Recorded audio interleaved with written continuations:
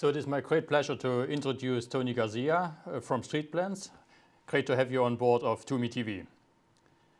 And thanks for getting up very early in the US this morning. My pleasure, my pleasure. It's not that early, but it's early now. So happy to be here. Perfect. So I'm going to talk to, go ahead. No, please go ahead. Don't worry. Oh, okay. I want to talk today about, the COVID-19 streets phenomenon and how cities have been responding to all scales of the pandemic and all phases of the pandemic. So I'm excited to be here and share this with everybody who's watching. I'm located right now in a very wet and rainy Miami, Florida. So, only to place me in context of where I am in the world, and also to let you know this is happening everywhere. We have projects like this in Miami, and we're seeing them all around the world. So we're going to talk a little bit about the types of projects, and also give you some pointers on how to actually implement them, and what the practical measures are that need to be taken to get some of these projects started. So I'm an architect, and our firm is called Street Plans.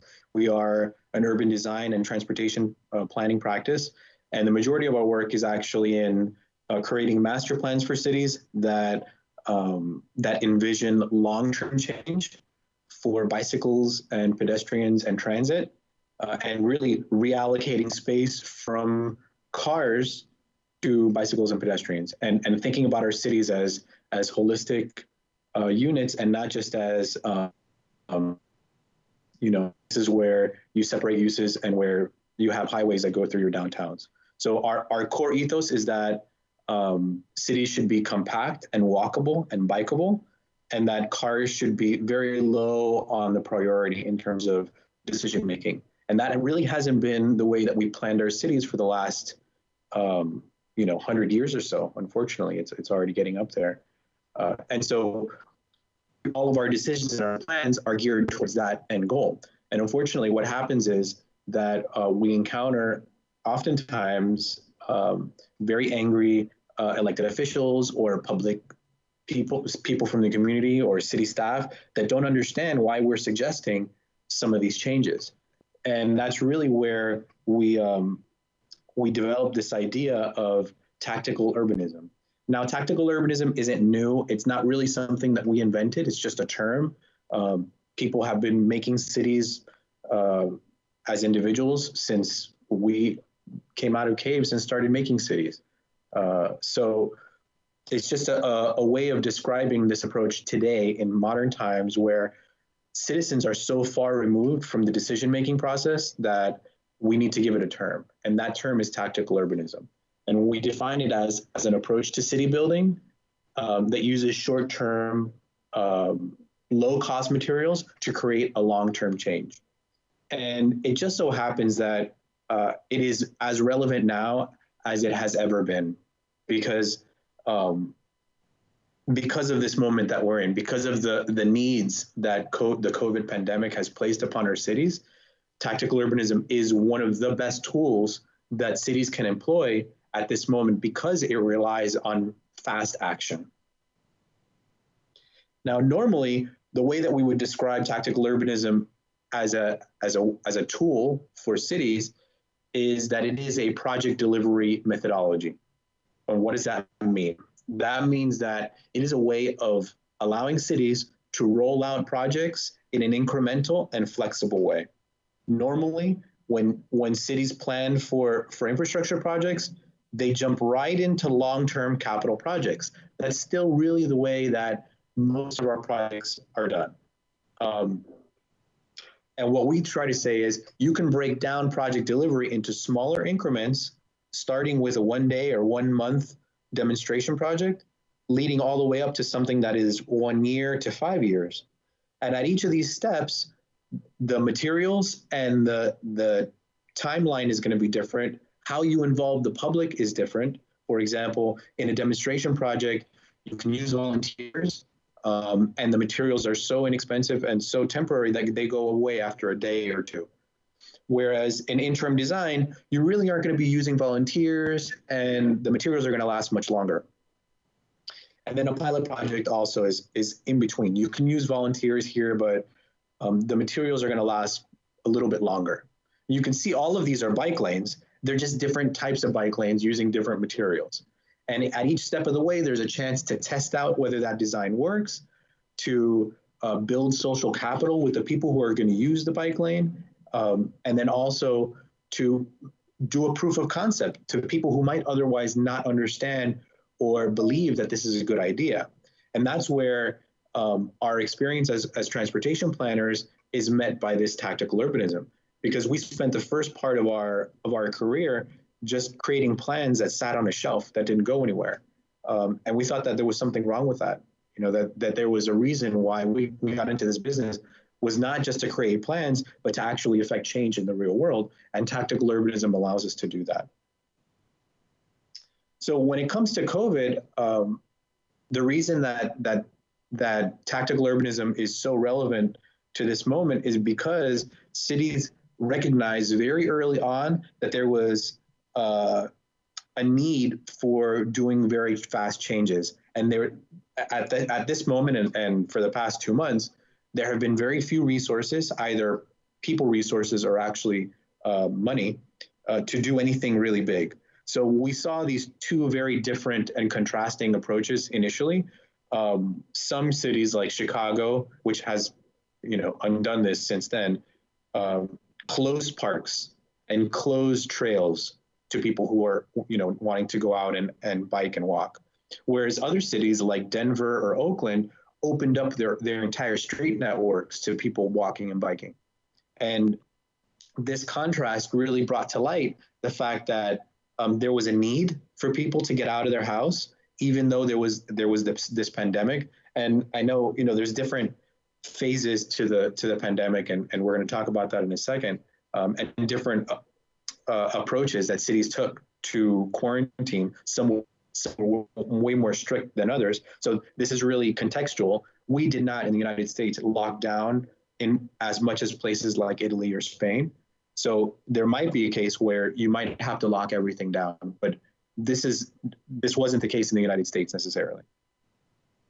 When it comes to COVID, and when we're talking about tactical urbanism as a response to COVID, we follow the same kind of steps that I just showed you in terms of quick build projects.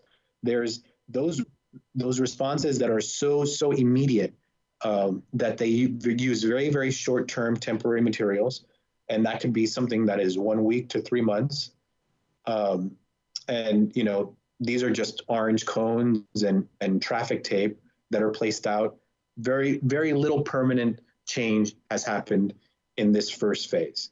And then there's the phase that we're in, the slow reopening, where you can start to see, semi-real infrastructure. Some of this stuff still needs to be thought through a little bit more, but you can see the existing curb is there. This lane is likely a travel lane or a parking lane that's been repurposed. And then, we'll continue to see, I think in the next 6 months to a year, cities continue to harden these projects. That is to say, to improve the materials, to improve the quality of the materials and the designs, such that it's hard to see what this was before, but you still see the existing curb lane there.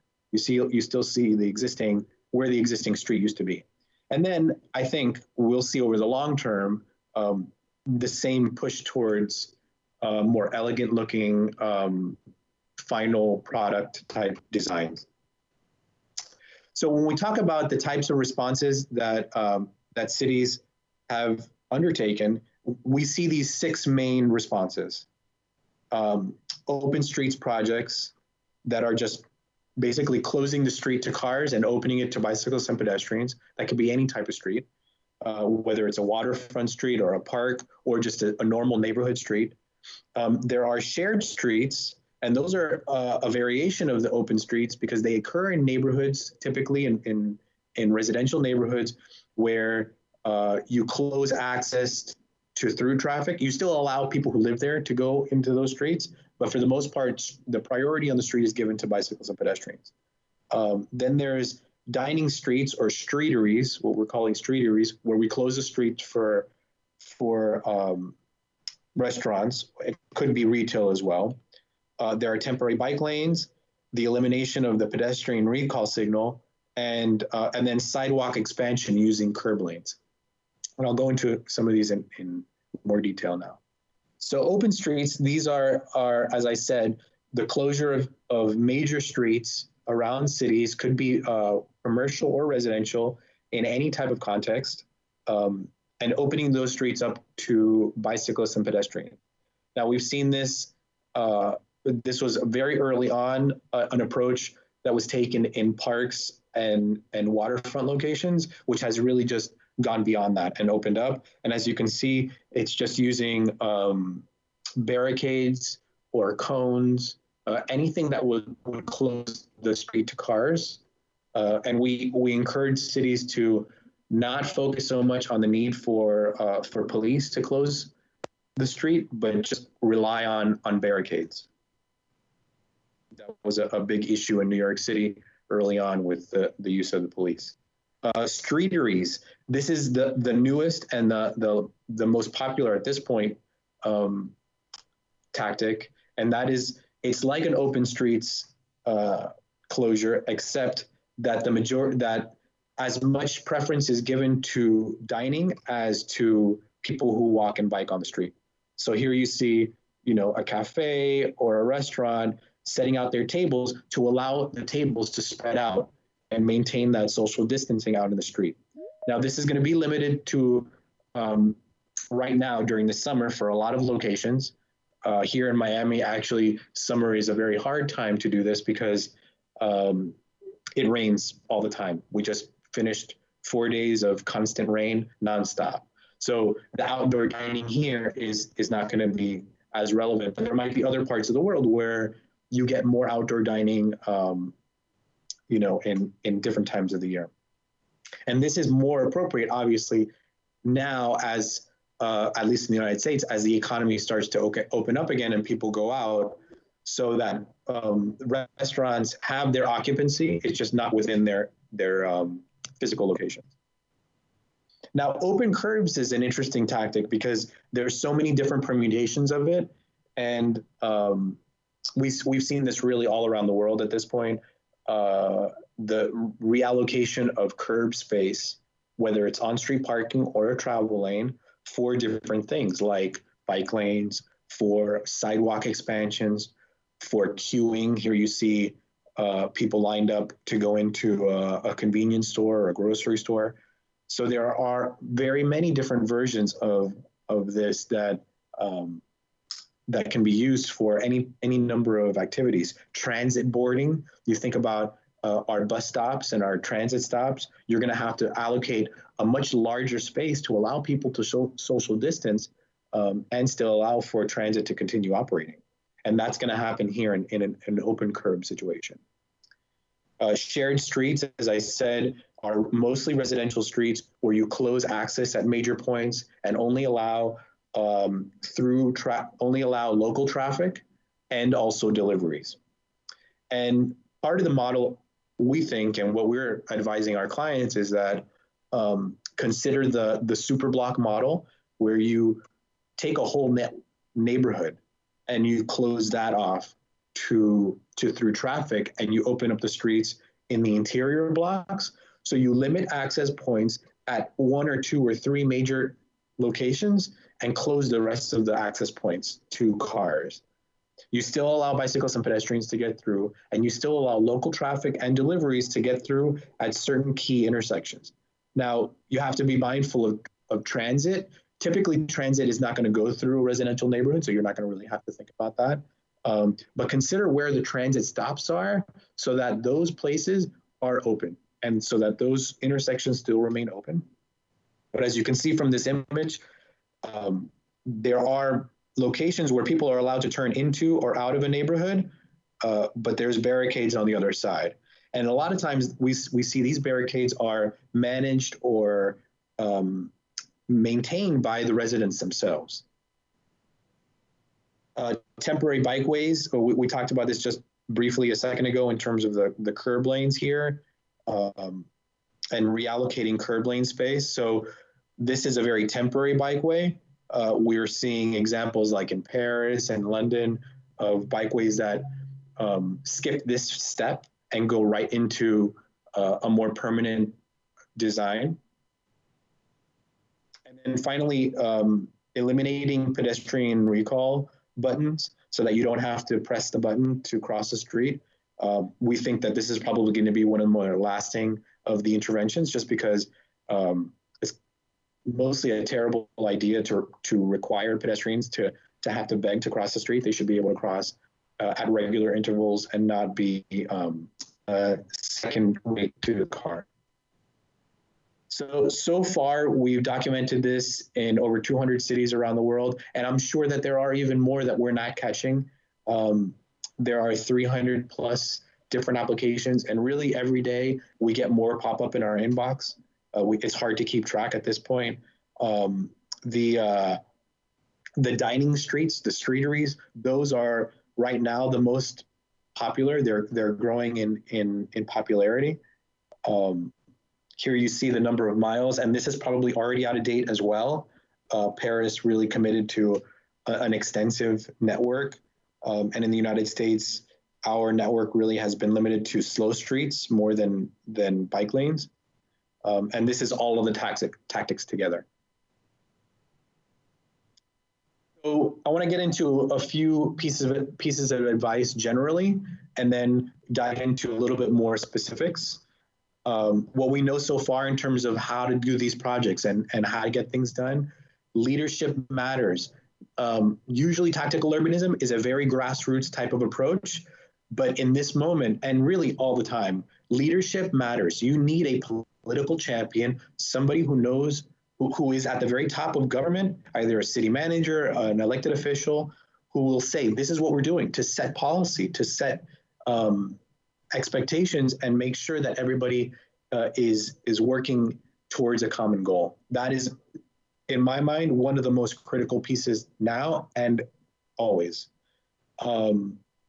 Many of the leading cities already have tactical urbanism projects or have already flexed tactical urbanism muscles in the past. That is to say, they already have ways of doing this and processes, so it's easy for them to be resilient in this moment. And we very much think of tactical urbanism as a tool for resiliency, for resilient cities. And the cities that are actually able to implement things right now are the ones that are the most resilient. Different phases called for different tactics. I mentioned this a little bit earlier. The most common tactic early on were the open streets, and they were open streets in parks. And then a month into the pandemic, as people started getting restless of being indoors all the time and all the parks closed, slow streets came along. And now as the economy is opening up and restaurants are opening up, streeteries will be the new thing. So at every phase, there is a different tactic that is appropriate. Number 4 is very important, and it's critical in locations where you're using temporary measures. Traffic control is critical. We're finding that a lot of cities didn't realize that they didn't have cones in-house or traffic control equipment at all. And so making sure that you know what your capacity is and that you have that traffic control equipment is critical. Again, your materials are supposed to be very temporary, light, easy to move around, inexpensive. Our small cities and our mid-sized cities are doing this as much or better than the large cities because they have less bureaucracy. Bureaucracy, if you have it already set up to work for tactical urbanism, then that's great. But if not, like here in Miami-Dade County, we're not making very much headway at all because the bureaucracy is so thick and difficult to get anything done that even now in a moment of emergency, we still can't get things done. It's important to set expectations that ongoing evaluation and changes will be necessary for the midterm and long-term projects. And when you hear people talk about, specifically the police, this is the pushback that we get. People are going to congregate. You're going to see people out in the street. We don't want people close together. Problems like that really have not materialized. You're getting more issues when you open up parks and people go and have no other place to go except the one park, versus our open streets where we open up a whole street to pedestrians and bicyclists. People aren't congregating. So those problems have not materialized at all. We're noticing that many, if not most cities, lack a way of doing this type of bottom-up and top-down activity. You really need to look to your residents and your citizens to help implement these projects. City staff does not have the resources to do this work. And one of the most critical items is making sure that that cities focus on locations where there is not advocacy. There are so many advocates out there that are doing work and asking for this in their communities, but there are many people who are still working that can't and don't have the resources or the time to ask for these measures, and they're as important in those places. So making sure that the benefits of these projects are spread equally and spread to those locations that need it as much as richer locations, that's going to be important as well. And then thinking about what happens in the new normal. This is that example from Milan, the Strade Aperte, going from something that's very, very short term to long term. Now in Milan, they just skipped over the longer term or the short term. They went into something that was way more durable, but that's going to be a continuing conversation. How do you take it from cones to more durable materials in the months ahead? You can check out all of the tactics that we've documented so far here at our COVID-19 spreadsheet. It's a very rough spreadsheet. If you have anything to add to it in one of your cities that's not listed already there, we're documenting the open streets, shared streets. Check it out. And then one of the most exciting parts of the practice that's really just coming out right now, it just came out last week, is a collaboration that between NACTO, the Global Designing Cities Initiative, Sam Schwartz, Bloomberg, and Street Plans, our firm, that created this document that is really a living document. As things happen and as new tactics emerge, we will be issuing more of these resources. And in creating that document, some of the major points that we identified for cities to think about, and I'm going to leave you with these main points for you to consider in how you actually roll out these projects. Very critical items. So the first thing that cities need to do is to think about the resources that they have. What kind of traffic control do you have? What about your staffing? What are your permit processes? Take stock of these items early so that you can address any potential need. You're going to want to do high-level planning of where the projects can go. What scale of project are you looking at? Do you have enough materials on hand to roll everything out that you want to? And then also think about what's going to happen now versus in a year, and how you communicate with your residents and your businesses to make sure that you're constantly listening to what's changing and what's not. Also, it's very important to keep one person in charge of the project, of your COVID response for streets. That way people in the community know who they can talk to make changes. In terms of timeline, think about what happens right now with your cones, like in that top image there. This is a bus lane that people can ride their bikes in, but it's something that's immediately deployed with very little materials. Then what happens in your phase 2 as you start to open up the economy and you need more durable materials? So this might turn into some more durable material like flex stakes or Zikla armadillos or other types of devices. And then what happens in your new normal? And how do you transition in a way that makes sense from the very, very short term to the longer term? And as you're thinking about your project development plans, you're looking at corridors that make sense for closures, for open streets events, networks in your residential neighborhoods. Think about creating a predictable set of designs for people to be able to ask for these types of projects. You want to make it easier for people to ask for these projects so that city staff is not the only ones that are finding the projects and deploying them. And then think about what your occupancy is and distances and other types of evaluation metrics. So for example, a restaurant here in the United States, many of the restaurants are at limiting their capacity indoors to 25%. That means that the other 75% capacity has to be placed outdoors if the restaurant wants to be operating at its normal capacity. What distance should these tables be set at? Is it 6 feet, or do you set a per person occupancy of 36 square feet per person? So those are the types of issues that I think cities need to be dealing with and thinking about. And then thinking about how you monitor your work. Is it daily? Probably for the first week or 2 weeks. And then who's helping you steward and maintain the traffic control equipment and the signage? What does the signage say? Who is the person that people can call if there's a problem? Those are critical issues in the monitoring and evaluation of these projects. And then finally, most importantly, I think, going back to the first point that I made earlier about your elected officials, while they might set the expectations that they want changes to be made, city staff and needs to set the general expectations with the public and with elected officials that changes will be made, that the projects are flexible. You're not going to get it right on the first try, and that's okay. It's expected that you're going to have to make changes. The point of using temporary, inexpensive materials is that you can make changes and that things will not work originally the way that you thought they were going to work. So we all have to go into these projects with humility and understanding that we're not right all the time and that conditions are changing constantly, so much so that we're using this methodology to allow for those changes to occur. And then thinking also about who is your steward? Who's helping you to take care of this infrastructure?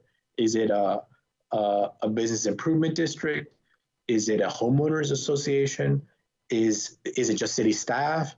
Right now, I imagine many city staff agencies are stretched and not able to work on this as much as normally. Think about the folks who are not working right now, like parking attendants or school crossing guards or other people who are out of work for whatever reason that can help in this effort of taking care of our new COVID streets.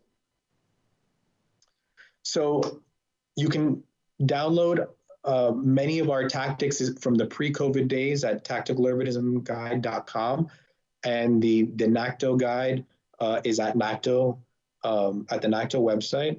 We'll be releasing more information in the days ahead, and happy to take any questions now. I know it was pretty fast. I can go back to anything that I went through too fast. So thank you very much.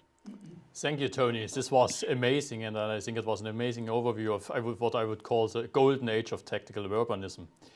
Maybe just one short follow-up question regarding institutional capacities. Do we need kind of a tactical urbanism advisor to the mayor? I mean, there are bicycle advisors, there are pedestrian advisors. Do we need this type of person, or what kind of human resources do we need to push forward the tactical urbanism agenda, what you call the midterm and long-term framework over the next years? Sure, that's a great question. I don't think that you need a tactical urbanism advisor so much as a policy in place that would direct the bicycle advisor and the transit advisor. You don't need somebody who's specific to tactical urbanism if the city has already made a policy of how to incorporate that into its existing plans. It should just be a de facto part of your transport planning moving forward, where you think about step A, step B, and step C before you go into the long-term planning. I do think, however, that there should be a COVID streets person, somebody that is responsible for and can speak to the community about what changes are happening as they're happening.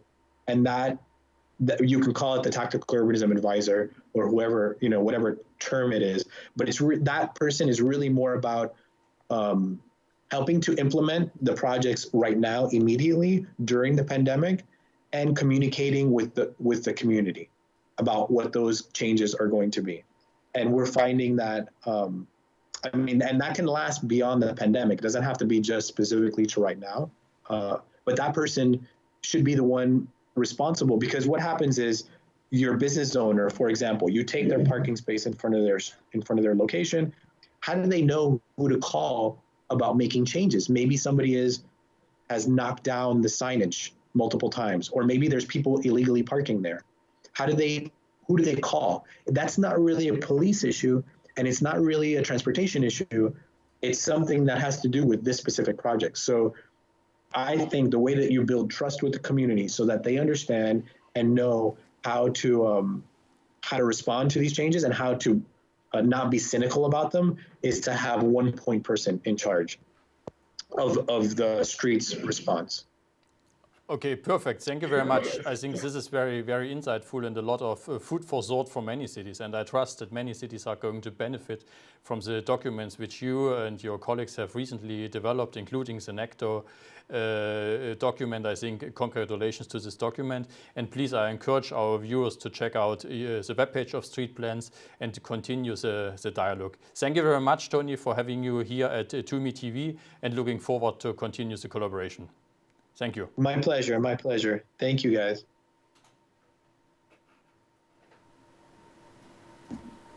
It is really impressive how you can transform a city with so little money and material. Make sure you watch also the other webinars about Corona and transport on TUMI's YouTube channel.